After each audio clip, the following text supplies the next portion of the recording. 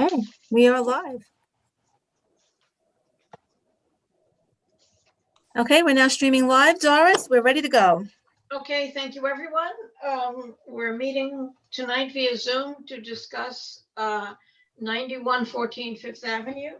We discussed this in February of 2020 and had an informational meeting about it. Now the plans have been certified, so we are having an informational meeting tonight. Because of the somewhat difficulties of Zoom meetings, we decided to do a committee meeting that will be live streamed and then have the public hearing on October 29th. So we're not here till midnight. And just as I want to thank everyone for being here, and I just want to give a brief recap. The Zoning and Land Use Committee is meeting tonight to begin a review of ULURP, the Universal Land Use Review Procedure application certified by the Department of City Planning to rezone a portion of Fifth Avenue at 92nd Street from C82 to R7A C24 in the Bay Ridge Special District, which includes mandatory inclusionary housing. Just as a little background, the Bay Ridge Special District was first adopted in November of 1978. Its purpose was to preserve, protect, and maintain the existing character of the residential and commercial community. Bay Ridge was divided into 5 areas at that time, and this location fell into Area E, which was C8. In 2003, Community Board 10 presented an analysis of zoning in the community in a 50-page document known as the Case for Preservation Zoning. The intro holds true today. To a large degree, zoning can help determine the look, the feel, and the character of the community. For these reasons, during the early 2000s, the sudden proliferation of lot consolidations, condominium expansions, Feder houses, and more sparked the community to organize and urge the elected official to rezone the Bay Ridge Special District to reflect predominant character with contextual districts available to us at the time. The area we're looking at today is known to zoning fans on this board as the C8 Triangle, bounded by 4th Avenue and 5th Avenue from 87th Street to 94th Street approximately. This is a commercial district with mostly automotive uses, car dealerships, service centers, office buildings, and a growing number of community facilities, and including PS 104, a K-8 public school. Currently, this area within the Bay Ridge Special District, the C82 district, has a maximum height of 60 feet.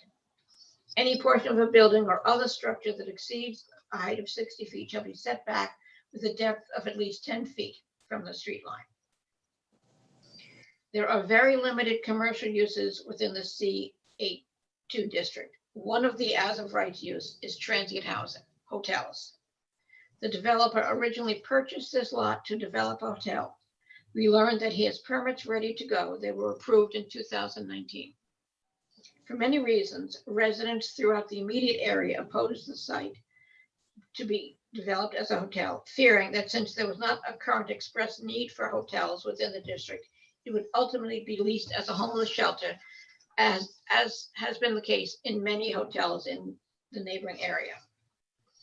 Councilmember Brandon, who was with us tonight, met with a developer and the councilman requested that he reconsider his plan. And as such, so tonight we will have a presentation from Richard Lobel, who will be discussing the application in detail. And we will have the opportunity as a committee to ask questions. This meeting is being live streamed to our YouTube channel, and over 2,500 people, nearby residents, were invited to view this meeting and to join us on part 2 of the meeting on October 29th. And I would like to introduce the councilman and ask him for his remarks. Thank you. Thank you, Chair. Thank you, Chair, and thank you, Josephine. 9114 Fifth Avenue is an interesting one.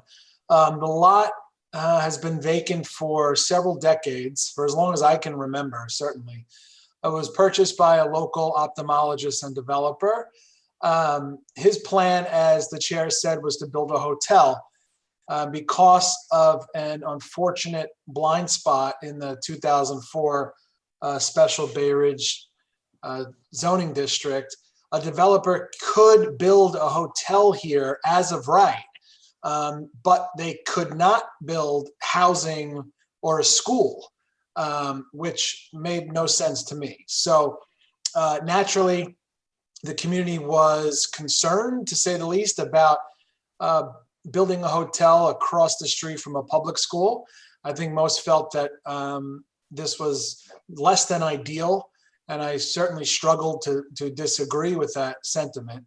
I think we need a lot of things in Bay Ridge, but I've never actually had someone suggest that what we really need is another hotel, and certainly not in this particular location. My first thought was to try to compel the developer to possibly sell the lot to the School Construction Authority. I reached out to the School Construction Authority, and they did take a good look at the lot and decided, for myriad reasons, that it just wouldn't work for a school, primarily because it was too small. I think what you and I might think is a large lot, to the School Construction Authority is not.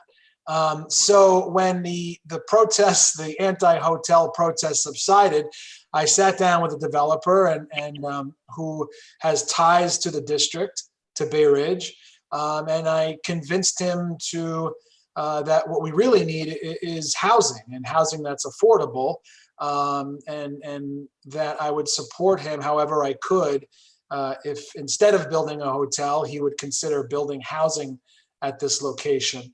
But in order to do that, we have to rezone the lot, because as it exists right now, legally, he could not build housing here. He could only build a hotel or a medical office, and his options were somewhat limited. So I'm in support of this rezoning. I think it's, it would be obviously much needed housing. And I think it's a win-win. I think the community gets housing that we need, and also we don't get a hotel, which no one seems to want, and I agree with that. Look, I think threading the needle between preserving our existing small town neighborhood character while meeting the truly desperate need for more housing is not easy. It takes a lot of oversight. But it's something that I'm personally dedicated to getting right. And with the assistance of the board and this committee, I think we can make the best of both worlds here and get this done. And I'd like to just say that the developer throughout the whole process has been an honest broker, has played his cards face up, and right off the bat, when he saw the outcry from the community that was not interested in a hotel being built here, he immediately wanted to reconsider, to find a way to do something with the lot that he purchased, and that he has a right to build something on, but he didn't want to build something here that the community doesn't want, right? So and I appreciate that, because again, as of right, he could build a hotel here and tell us all to get lost, basically. So I appreciate that, because I know horror stories from other developers in other areas where they're allowed to build what they're allowed to build, and there's not much we can do about it. So with that in mind, I'm supportive of this rezoning, and I look forward to hearing what you guys think about it and hearing the presentation tonight. Thank you for allowing me some time. Thank you. Okay, shall we move on to the presentation from Mr. Lavelle? Thank you, Doris and Josephine, and thank you to the members of the committee, as well as to Councilmember Brennan. I think Bayann is going to be sharing her screen, so the presentation should be coming up right now. Okay, Yeah. great. So good evening once again, Richard Lobel from Sheldon Lobel. And the council member has done much of the work for me in giving you the background of the potential development at this site. Just as Justin said that Ankit, the developer here, the owner and applicant, has been acting in good faith. We just want to reiterate that we feel that the community board as well as the council member have just been very decent as far as this whole thing is concerned. You know, it's a tough situation, and there are approved plans right now at DOB for a hotel. And I think the discussion has always been around, you know, how can we make this work for everybody? And so we have this rezoning before you for 9114 Fifth. Next slide. So as has been discussed, and to look at the zoning map and the area that's circled in the zoning map, we are in the CA2 triangle. This is a district which is primarily geared towards intensive commercial uses, automotive, repair, sales, etc. It's really the quintessential CA2 use. Not necessarily a great use for the surrounding area. No residential is permitted. Interestingly, the community facility FAR for a CA2 can get as high as 4.8, which we can discuss a little bit later. We are also, as you see, within the Bay Ridge Special District, which has certain controls on that community facility use, but you still would be able to get a fairly robust commercial building here, you know, regardless of whether or not you rezone the property. And we can talk about that some more as well. So you can take a look here at the proposed rezoning. And you can see, first of all, there's an R6A district to the west of us. That R6A district permits an FAR of 3.6. There's C42A further north along 4th Avenue that also permits an R6, that's also at an R6A residential equivalent. So there are some fairly robust densities, but those densities don't reflect mandatory inclusionary housing, which would be reflected by this proposal. So as you can see before you, this is for an R7A with a C24. What does that mean? An R7A permits a floor area ratio, or FAR, of 4.6, which on a site of roughly 9,800 square feet produces a building of roughly 45,000 square feet. The R7A is also paired with a C24 commercial overlay. This would allow for legal ground floor commercial use, as is proposed under the current development. I would note that there's an L shape to this rezoning. It essentially covers both of the applicant's lots as well as 9 of the adjacent lots. All of those lots have residential use in them, except for the applicant's lot. So one of the things we look to when we look to rezonings is the conformance, meaning do the uses in that rezoning area reflect what the zoning is? And actually, you know, if you take the applicant's lots out of it, of the 9 other lots that are in this rezoning, they are 0% conforming. All of them have either fully residential use or residential use in the upper stories. After this rezoning, they become 100% conforming. So this is a hallmark of a good land use rationale to say, you know, why this makes sense, not only for the applicant controlled sites, but also for the remainder of the sites. So here you see the land use map reflecting what we just discussed. You've got on the applicant's property, you see the gray property within the red area highlighted. That's open uses, parking and such. There's commercial uses along that corner of 92nd and 5th Avenue, and residential uses further down 92nd. The gas station is to the rear of the property fronting on 4th Avenue. And again, you can see the R6A corridor along 4th, also along 3rd. So there's, you know, it's considered to be fairly robust for multifamily. Across the street, of course, as the council member noted, is the school. This school is a 90,000 square foot school. The building height, despite it being 4 stories, because of the nature of the construction and the school use, actually rises to a height. It's publicly reported at 70 feet, which I think is fairly tall, but regardless, it's well over 50 feet. So it's a fairly, you know, bulky building. And so here we have the pictures, and we'll just scroll through these quickly. You can see as you're familiar with the site, the used car lot, the open parking, ground floor commercial with residential above. So this is the zoning change map. And this is really what we're seeking here. You can see prior to the zoning change, you have the CA2 district. After the zoning change, there would be this R7A with a C24 overlay, which would allow for, again, ground floor commercial use with residential stories above. The proposal, and here are some zoning calculations, they're really tiny, but the proposal, as you can see from the plans, is for a proposed 9-story mixed-use building. The ground floor of this building would be commercial. There would be residential floors above. You can see there's a 1-story commercial portion that fronts on 92nd Street, 92nd being a narrow street, so it makes sense to have less bulk fronting on that street. And the bulk of the property located on Fifth Avenue. Fifth Avenue is a 70-foot wide street, known in zoning terminology as a wide street. Contrast that with anything under 75 feet, which would be a narrow street. And this is important for a few reasons. That city planning looks to transit access, how easy it is to access the site. They look at public transit options, as well as just how easy it is for people to go to and from the site. On wide streets throughout Brooklyn, we are regularly rezoning properties to R7A.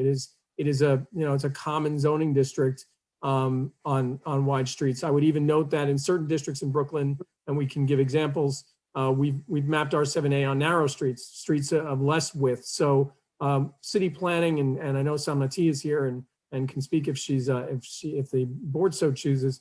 But city planning here was was definitely encouraging of this type of zoning district. It seemed to make good sense on this corner as well as on the width of the street. So this is just a kind of a site plan demonstrating the ground floor use with commercial use and showing some of the mixed use buildings around. And then you get to the upper stories. Essentially here, you just have a sample floor plan with assorted studios, 1s and 2s. And then these are just also sample floor plans demonstrating anywhere from 4 to 6 units per floor. The building itself, as you can see here from the section, is set back after the 7th story. And so those upper 2 stories are recessed. The total number of units in the proposed building is 41 units. So this results in 41 units of affordable with roughly 13 units, 12 to 13 units of, 41 units of market rate with roughly 12 to 13 units of affordable housing. Those would be included in the mandatory inclusionary housing plan. Those would be required to be affordable for the life of the building. That's one of the hallmarks of the MIH program, is that the affordability is in perpetuity. And just here we have in relief the building as far as the context of the area. Again, there's some bulkier buildings, particularly on 4th Avenue. On the other side of this block, you see buildings commonly rise to 5 or 6 stories. You have the school across the street. And here's just the school in different perspectives with regards to the elevation. So that's really the nature of the proposal. For the reasons that we talked about, we feel that the land use rationale here is strong. I'd make one minor note, which is there's, Ankit, to his credit, doesn't play games.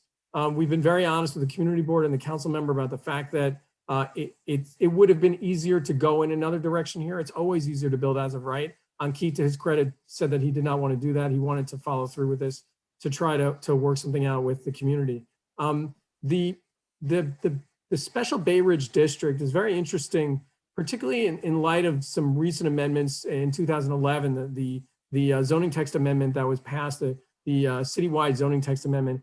The floor area ratios are generally capped for community facility buildings at a 3, but because of the nature of the amendments, and we can go over that in detail, but it's our understanding that you can actually get floor area ratios of over that, of close to the actual CA2 community facility FAR 4.8 for buildings which are mixed use commercial and community facility. So it's a small point to make, which is that this site can go a number of ways. It can be a hotel, which we don't want. It can be a mixed use commercial and community facility building of rather robust bulk, which we don't want. The option that's presented to you is one that's been reached at through a long iterative process We're happy to bring it before the community board, but this building which would give the community not solely affordable units, but residential units, period, is one that we're excited to build, and we're excited about the prospect of being here for years to come. So with that, Ankit's here. Fan and I are happy to answer any questions, and we hope the community board and the committee will approve us. Thank you.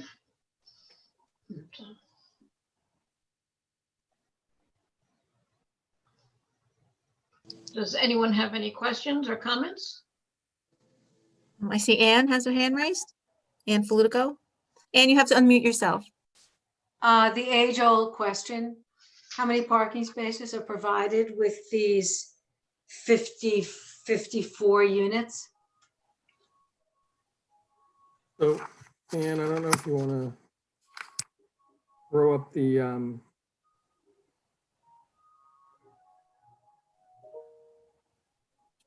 zoning calculation sheet, I believe it was waived. Let me just share again. Hold on.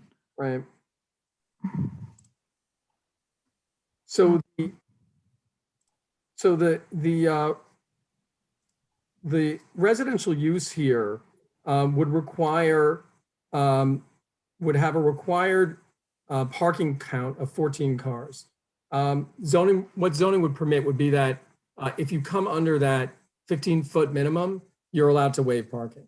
So this by way of full disclosure, the current building has no parking spaces allotted to it for the 41 units. The affordable units, depending on the nature of the units and whether or not they're located in a transit zone, those are granted a waiver under the zoning law. So here, because that number comes under 15, there's no parking. There's bicycle parking, which is just a matter of course in compliance with the zoning resolution, but there's no spaces other than that. Richard, so under 15 required can be waived. Correct. Okay, thank you. Sure.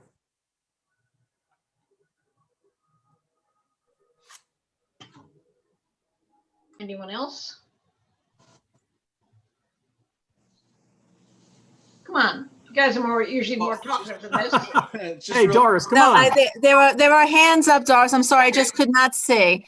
So we Okay. have Anthony Marino, Stephanie, and Susan all have their hands raised. Yeah, just really quick, and I might have missed it. Are these going to be for sale like condos, or it's going to be a rental building?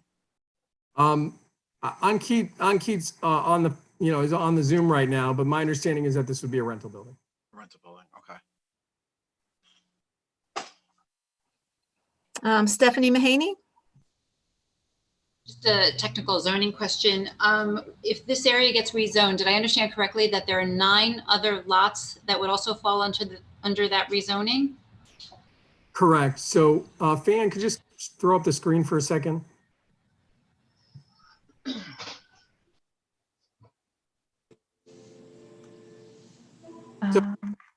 Yeah, you probably just want to throw up the color map if you got it. Yeah.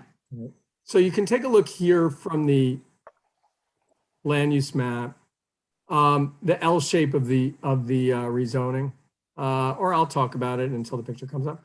But there would be 9 other lots in the rezoning area. Why is that? So Ankit's lot is basically the larger grade-in lot on 5th Avenue, as well as that one, you can see the red outline, that one 25-foot wide lot on 92nd Street. The applicant always goes into city planning presenting only their parcels. Then there's a discussion with city planning, and the rezoning boundaries are set in accordance with what makes sense. It's always in our interest as an applicant to reduce the lot area included in the rezoning, because it incurs additional costs, expense, time for us to include more lot area. We have to do environmental studies on all the lots. We pay application fees for all the lots. So we always, try to keep a nice tight zoning district boundary here, because of the nature of the uses on those properties, particularly the fact that each of those 9 lots has residential use. City planning requested that we basically with Pull you back. I'm on a Zoom. in consultation with city planning, we included those other lots. So that's the current application. If city planning wants to speak to that, that's fine, but currently we have those other 9 lots included. Ankit has no interest in those lots. Those are all owned by other owners. So may I just ask a follow-up question then? I read the survey, the EAS, and it determined that there would be no adverse effects based on this proposal. Did that survey include the 9 lots, like the potential to build out all of those 9 lots? It did. So what the city asks the environmental consultants to do are to submit two environmental reports. The first report is the reasonable worst case development scenario. And what that does is the reasonable worst case looks at each of the lots and says, okay, let's say we rezone these lots. What's the worst case? Are these lots going to be redeveloped? So considering that, the maximum development on these lots is currently 3 stories, my understanding is that all of them were included in the reasonable worst case development scenario, particularly the 2-story buildings and the 3-story buildings. So all of those units would have been included. And so, everything from additional residential tenants, additional building area, et cetera, was included in the EAS, and it was deemed to have no material adverse effect. Thank you.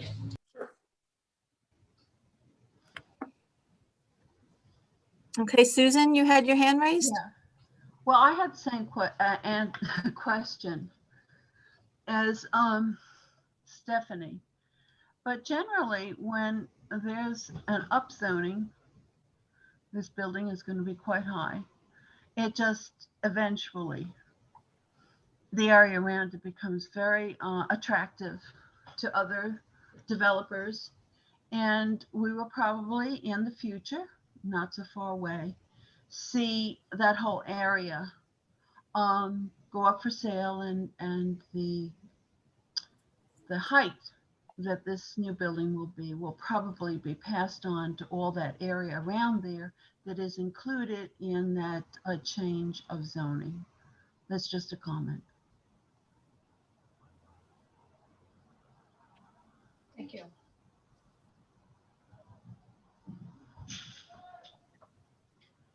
Okay, Michael Devine, you had your hand raised, and then Barbara. Yes, I have 2 points or 2 questions, one of which is for the proposed zoning. I forget what other kinds of commercial uses that would be allowed on the ground floor. So that's question 1. Also, like what kind of commercial uses would you envision for this particular building? Question 2 is sort of a comment about the other buildings in the area. I know we have the Hamilton Center over, sort of down the street a little bit.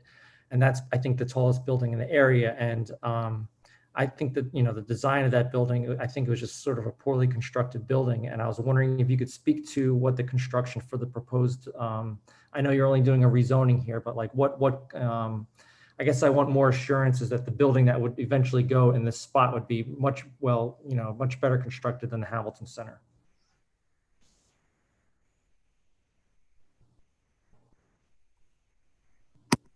Great.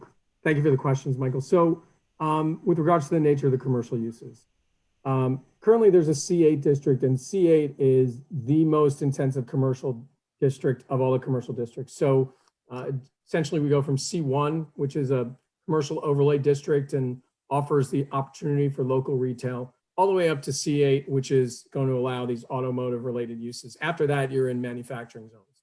The C2 district is considered to be one of the 2 local retail districts. So there's C1 and C2. C2, as is currently proposed, offers a small expanded number of uses that are not available in a C1. Most of these rezonings that we see, even those that are sponsored by the city now, particularly on avenues, but really all over, are C2 rezonings and C2 commercial overlay rezonings, for the reason that people want to encourage more local retail uses. You get a slightly expanded list. For example, gyms, physical culture establishments under zoning are not permitted in C1s, but are permitted in C2s. Plumbing supply stores, things of that nature where they may not be as prevalent as a C1 use, but they still would be, an option for the commercial. As far as this site here, Ankit can talk to this if he likes, but from our past conversations, the idea would be to have local retail here. So it's, beyond that, of course, it's challenging to nail any potential users down given the duration of the process and the the uncertainty involved, but that's where we are with the commercial use. The second question with regards to the nature of the construction. Justin and Jonathan have been from Justin's office have talked to us about this. I think it's something we would have some further conversations about, frankly. It is a rezoning. City planning will tell you that you're rezoning to a district and that basically they're just interested in the fact that the land use works. Ankit, I don't really want to speak for him, but in consultation with Justin, I think the idea here would be to put something out that's very, contextual and fits in with the character of the area as well as with the longstanding school across the street. So beyond that, I can't really speak to it that much, but unless Ankit has any comments, I think that's kind of where we sit.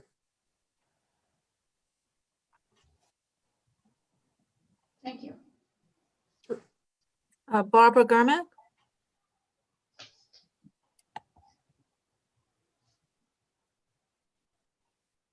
Oh, Barbara, you're on mute.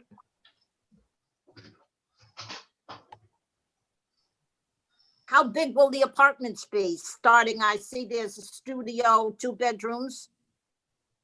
Yes. So studios range from 430 feet on the low end to 552 feet on the high end. 1 bedrooms, I think, from this diagram are roughly 710 square feet.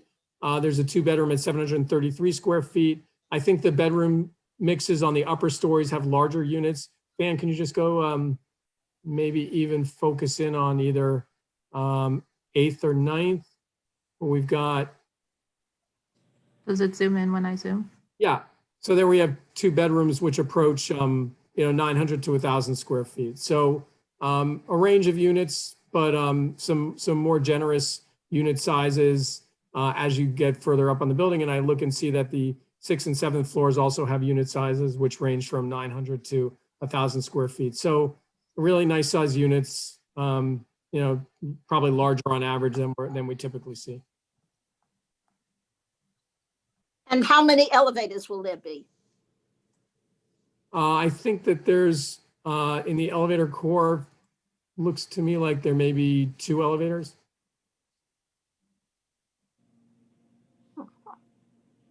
Yeah, it looks that way. Yeah. Okay. Thank you. Okay, next is Steve Harrison. Oh, you got, Steve, we're having trouble hearing you. can you hear me now? Yes. Well, now you're on mute. Got it now? Got you now. All right, Richard, the owners of the other lots that are affected by the rezoning, have they been put on notice and have they made any comments? My understanding is that Ankit's spoken to certain of the neighboring owners. Ankit, can you weigh in on this for a second? Pardon me? Can you weigh in on the neighboring owners? Did you have a chance to talk to any of the You're neighbors? breaking up for me, Richard, unfortunately. Joe, can you interpret that? Richard is asking the owner of the property if he's had contact with the adjacent owners. Just the adjacent owners, but not the ones that, for example, are on 4th Avenue. Right, well, the owner of Yeah. the developer is on the call, so he's gonna, Richard was asking him to comment if he's had any conversations with them. Not pursuant to the rezoning. Okay. Okay, We did provide notice to the to owners in the 200-foot radius as required by the community board. So Yeah. They And- are there. and additionally, Steve, I will share with you that the community board did a every door direct mailing to 2,500 homes adjacent to the site. Within the triangle, both residential and the commercial properties. And we have heard from some who requested copies of the filing. And again, the public portion and comments will be held at the October 29th meeting because we wanted to make sure that we gave enough time to committee members to ask questions and then separately the public to ask questions. I'm most interested in knowing if the owners of those properties have, I'm not looking for the public comment. I'm looking for the comments from the owners. Were they excited by this? Were they, did they have mixed feelings about it? Were they against it? I'm talking about this specifically, the owners of the other properties that are in that area. I understand. I personally haven't had any discussions with owners of the adjacent properties about this rezoning. I don't know if Richard has or Fay-Ann has. No, we just reached out pursuant to required notice, but, you know, we haven't had specific conversations. Okay. Thank you. I would just add that probably the assumption is that any residential rezoning is a benefit to them without speaking to the bulk of the property, but more because anytime you go into the Department of Buildings with a residential property in a CA2, you're non-conforming, and both the zoning code and building code are quite arduous as far as making changes to those properties. You literally can't add a square foot onto any of those residences without some sort of discretionary approval from city planning or BSA. So generally speaking, when we do these type of rezonings, residential owners are thrilled because it really kind of opens things up for them. Okay. Question? Anne? Is there recreational space on the roof accessible to all the tenants? Or is there common recreational space anywhere in the building, exterior space? Yeah, on Keith, I'm not sure if they provided a rooftop plan. Have you had that conversation with the architect? We haven't spoken specifically about that. I don't have a view on that yet. Okay. So we can consult with the architect. I mean, typically there'd be some sort of, well, I mean, there's open space requirements, but we can ask whether or not the roof provides any outdoor space.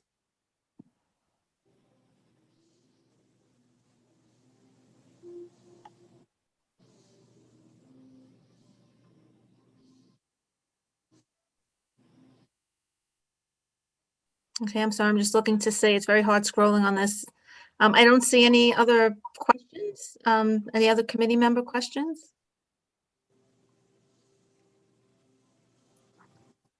Doris? I see none. Okay, okay. I think since this is our second introductory, our second review of this project, it's been very helpful because that was 8 months ago when we've forgotten a lot. And we will be speaking with you again in 2 weeks. Excellent. Thank you, Doris, Josephine, members of the committee. We really appreciate your time. And we look forward to seeing you soon. Okay, thank you very much.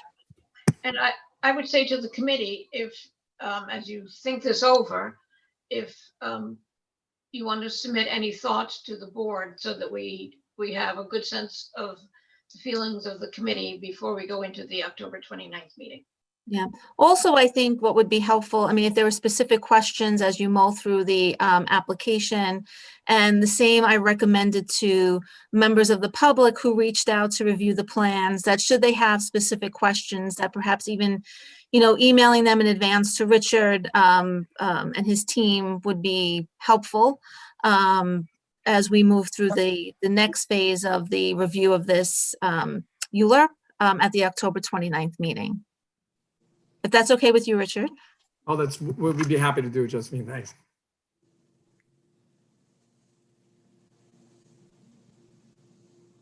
Anyone else? 29th. October 29th, 7 p.m., same channel. Can't trick or treat this year, so this is all I got. Yeah, okay, all's good. Okay. Okay. Oh, wait, Josephine, Joe, Steve. Yes. Richard, are we supposed to contact Richard directly or through you? It seems to me it should be through you. I think it should be through the district office, yeah. Okay, just want to make sure. Thank you. Great. Thanks again, everybody. Have a Thank good you. evening. Hello? All right. Yes?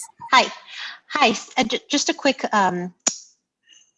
quick addition from the Office of the Borough President. I want to announce that we plan to hold our hearing on this application on Tuesday, November 10th. Okay.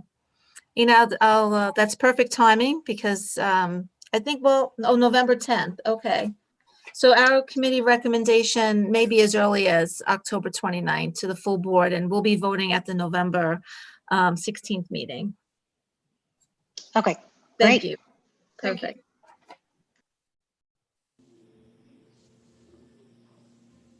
Okay. Okay. Our chair is on. Lori, do you have any? I just saw that you popped up on the screen. Hi, I've been here. I'm just listening in. Okay, great. You know, I don't have anything to add. You know, we know that this has been coming up on our agenda. We've known for a long time. We've been keeping an eye on it. We've been getting information, you know, and corresponding with Councilman Brannan.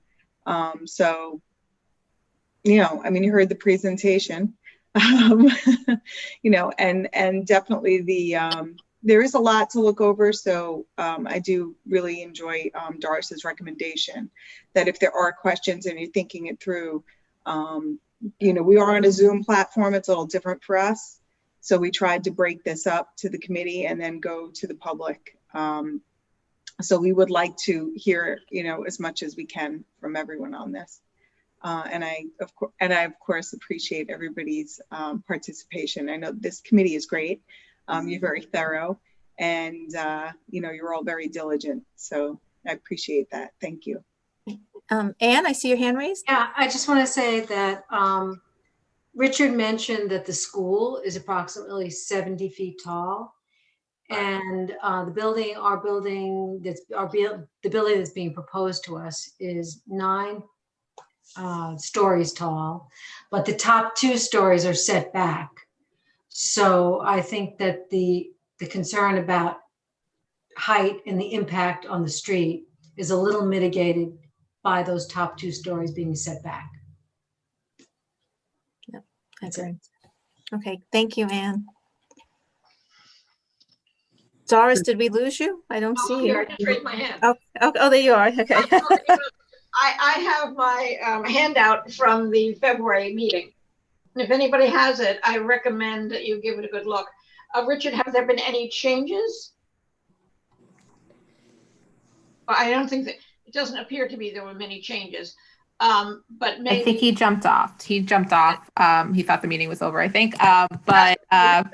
But if it's substantially the same, or if we could send the newest version out to the committee members, it could be helpful. I could send the presentation over to the board. I think we just added renderings that weren't present. Right. Yes, I would agree. And, Barbara has her hand up. Yes, Barbara. Oh, I'm just looking around. Oh, okay. Oh, okay. Okay, perfect. Oh, Stephanie, you had your hand raised? Yes, I'm still trying to get my head around some of the zoning issues. This is piggybacking on what Anne just mentioned about the top 2 stories being set back. Now, what happens if the other buildings on those other lots are built up to 9 stories as well? Does each of them have the same requirements, or do the requirements change as they start to fill in space on the same block? How do you guarantee that there's not tremendous density in the area, or can you?